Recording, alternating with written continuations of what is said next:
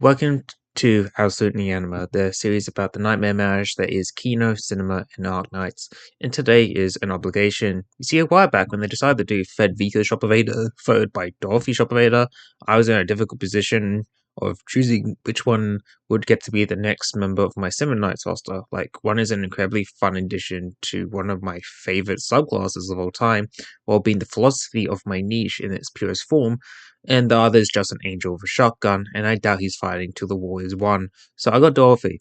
I was happy to own Dorothy until I realized I needed to justify this purchase with a video. So here we are revisiting Trapmasters as our 500 sub special after my beloved Robin warmed you up like, what, half a year ago now? Probably a little longer.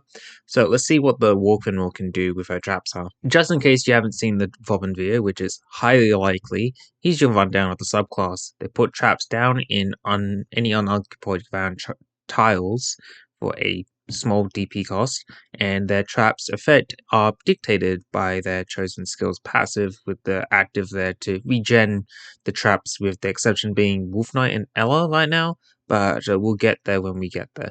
Now for the next question, yes, Dorothy is core Cinemaknights. No cope here, no technicalities, no completely off-topic videos, okay? Dorothy is a cinephile as per her archive file 3 mentions how she's a fan of old films, and she is now a member of the prestigious Film Lovers Club. For your final question, yeah, I'm a Dorothy fan. While she does power creep Robin as its par for the course, and you can't really use the two at the same time due to the Trapmaster design philosophy leaving them fighting for space and DP. She has a lot of things I like about her regardless. Like, first, she has synergy with the Vine's Live buffs, like Moo DP cost reduction.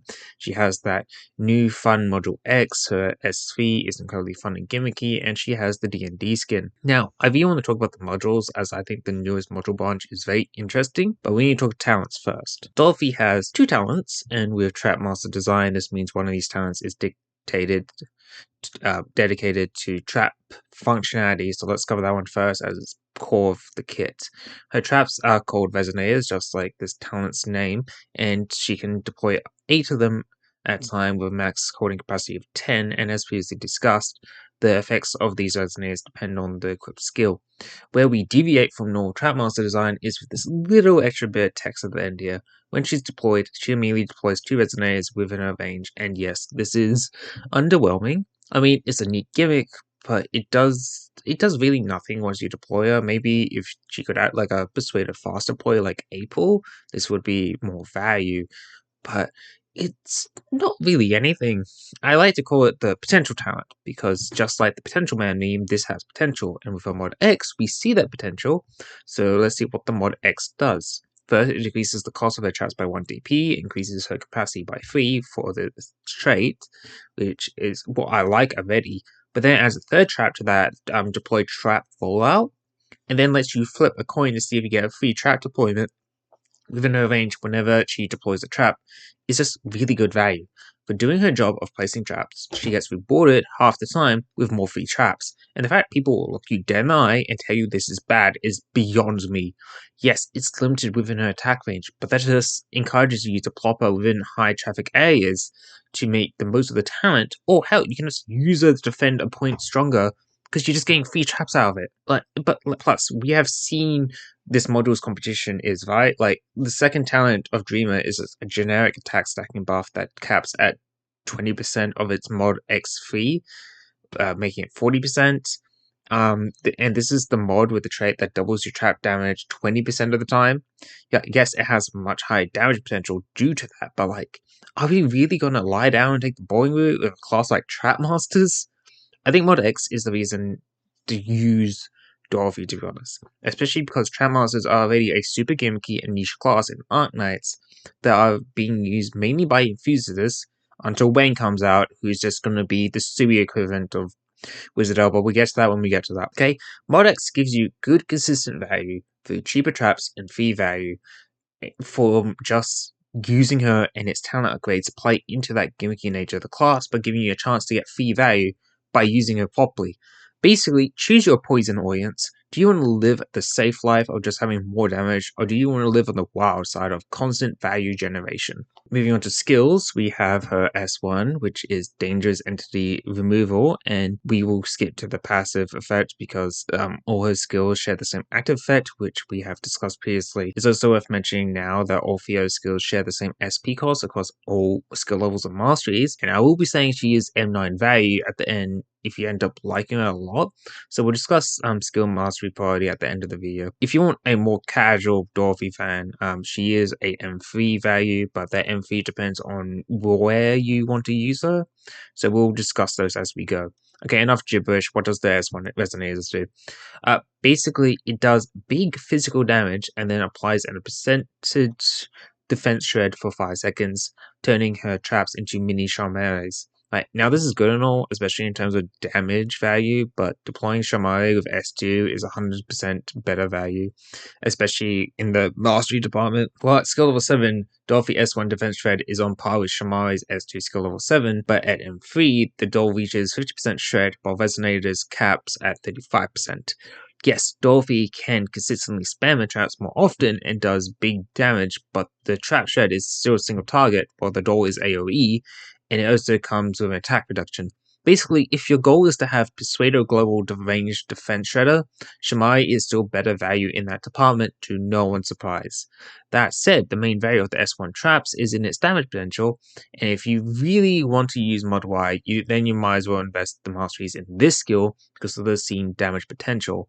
At M3, we're talking about like a 450% damage ratio per trap. I think outside Mod Y, it's not really worth the effort unless you're really dedicated to using her and want to use it on a boss run, because while Shamai is better value, there's nothing wrong with pairing the two to cover Dole's downtime anyway. I still think this is Dorothy fans only territory, so if you're a more casual user, this isn't one of the skills I would consider for an M3. Quicksand Generation is a S2 and is when we start to see the Robin power creep. I mean, it technically started with Frost, where they improved on her bind clips, but Quicksand Generation is better than those two. Basically, we're doing less damage than Robin S1, but we get an AoE bind that already binds slightly longer than Robin's, but if that bind ends up only affecting one target, that bind duration is increased by a flat 2.5 seconds. Basically, we're trading in some damage for either AoE bind or bind a single target even longer than Robin, which is fine in my books. Quicksand Generation is an incredibly solid skill because it's multifaceted uses and is the reason why Robin doesn't really see much usage outside of people like me who love Robin's charm, or by new players who want to play around with the class first. This is why in the Cinemaknights reference sheet I say you should build her over Robin if you have her and want to like try out the class, since Robin S1 is the only worthwhile skill using her now due to VD making Robin's unique shift traps pointless in modern AK, and bind is just a useful status, but Dorothy offers to do that in better ways. Yes, it does hurt me to say these things about my other baby girl, but I always want to be clear and truthful to the furthest extent of my knowledge, as I don't want to be misleading, especially when newer players may end up watching my videos and this is the truth of the situation, okay? Dorothy just does Robin's core job better. Yes, I do think Robin should still be tried out, but that's more in the case where you don't have Dorothy to try out the class with. Anyway, that's enough of a long tangent about Robin versus Dorothy merits. We should actually discuss S2 resonator values. So at skill level 7, your resonators are doing 260% damage while binding for 2.5 seconds, which means your single target binds will be 5 seconds long, while M3 resonators are doing 300% and binding for 3.5, which means your single target binds should be lasting for 6 seconds. It's also worth noting that the AoE on the bind is only 1.2 tiles, so the AoE bind only really works if it's a swarm of enemies clogging up the path and not a consistent stream. Regardless, I would consider this to be one of the two skills you should be considering M3 if you plan to use Dorothy for a niche. When paired with her mod 3, she can easily store a lane for some luck, as she could easily fill up the tiles in front of her with AoE binds and even stronger ST single target binds if you want to hold back on a lead, or a boss. Like, being able to spam CC traps like this is just good. I don't know why I should keep trying to justify this to you guys, because I know you, the audience, have more brain cells than I have, so I'm just going to move on. High-speed resonating troubleshooter is when we get to the fun part of being a 6-star trap master, a sort of fun that Ella doesn't get. How do I describe this skill in layman's terms? So, have you ever played Bomberman? ボンバーマンとは何ですか? Wow, you have lived a sad and unfulfilling life, but that's fine, because now you have Dorothy SV to fill that hole in your heart as she uses her resonators to emulate what it's like to be a genocidal robot maniac with explosives. SV resonators once again do less damage than S1 resonators, but this trade-off. We're getting arse damage instead of physical damage, a unique form of AoE, and most importantly, the ability to trigger all other resonators in range after a 2-second delay. Yes, you can get to chain your resonators together, and I love this small addition. It basically gives Dorothy a higher skill ceiling that, if you're willing to learn, can lead to higher damage potential than her S1. Its unique AoE range is interesting because it just does straight lines, so the trap's explosion can actually extend from its base by 2 tiles in each cardinal direction, making it easier to set up for those chain explosions. And there's a lot of ways to make use of its unique quirks that rewards creative thinkers with values to back it up too. Like, skill level 7 S3 resonators hit for 280% of her damage, and with M3 we're looking at 350% damage value with 5 seconds slow. While yes, you can reach even higher numbers with mod Y here, I'm still going to shield mod X here anyway, because Dorothy can achieve a constant chain of sandblasts with a little luck at a cheaper cost, even if you aren't going to be using it for that. The fact that she could be lining up a lane or two of AoE slow chaining art nukes for free is way too appealing in terms of the value to pass up on. Like, SC is for people who don't want a CC queen, but a unique DPS option that rewards out-of-the-box thinking and creativity. I think I've highlighted my points about why Dorothy is a fun, unique operator that deserves to be added to the roster of any player who wants to get more out of the AK gameplay loop. And as I said, she's worth the M9 if you've fallen deep with her. But if you're more of a tourist who wants to round out a roster, then let's get you squared away first before I discuss priorities for M9 is. The S1 is immediately ruled out because while it offers high damage potential, especially with Mod Y, SV does a better job of that, and its unique ability of Defense Shred is done better by a 5-star Hexa, which leaves us with S2 and SV. And it comes down to, what do you need? Like, if you want a Persuado Global Binder, her S2 with Mod X will serve you great here, as Mod X can just give you a lot of free bind mines with the right placement, and it's used as a strong single target bind or as an AoE bind, meaning she's good in either elite / boss stalling or just swarm stalling. If you want a difficult yet rewarding DPS to learn though with, Dorothy SV is going to be more value for you here, and you can go either way with her mod X or mod Y. Basically, you can choose if you want more resonators to play with, or even stronger resonators to demolish your foes with, and regardless of the mod, she will be providing you some CC value due to her slow. As for you M9 is, I'm going to put S1 at the bottom, and then you can either do S2 or S3 as your first M3. Depends which one you want to gravitate more to in this case. I personally love her SV more, but S2 does just take less effort to use, so it's up to you in this case. Extra side note though, for you Dorothy superfans though, is that you would and should highly consider pairing her with my wife Mumu.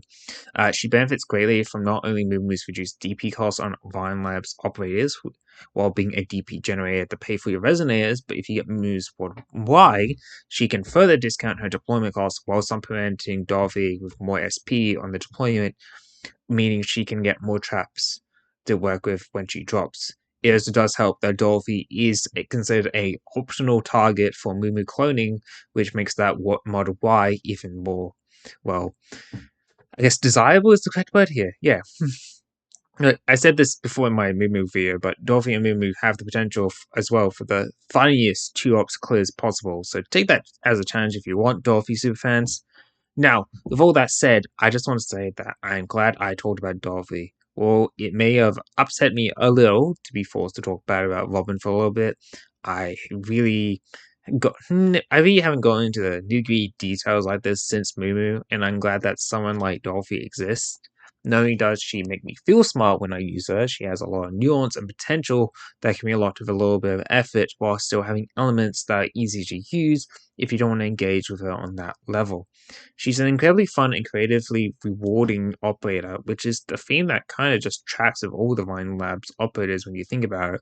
I mean, sure, a few don't fit that mold, but they tend to be the older members from before Hypergraph 3 started to hit it out of the park with Vine's Lab designs. I'm glad to see that Nasty will continue this trend as well, and I look forward to discussing her as well when that time comes. But until then, I'm just going to enjoy my humble walk in with that.